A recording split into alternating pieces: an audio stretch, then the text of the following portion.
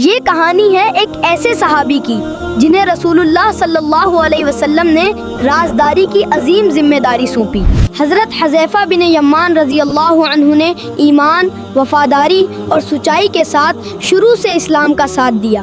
ایک موقع پر ان کے والد دشمنوں کے ہاتھوں شہید ہو گئے، مگر انہوں نے صبر اور ایمان نہیں چھوڑا۔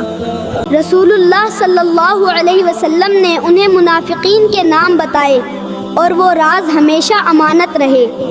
حضرت حذیفہ بن یمان رضی اللہ عنہ کم بولتے تھے، مگر جب بولتے سچ اور خیر کی بات ہوتی تو تمام صحابہ ان پر اعتماد کرتے تھے، کیونکہ وہ امانت دار، سمجھدار اور اللہ سے ڈرنے والے تھے۔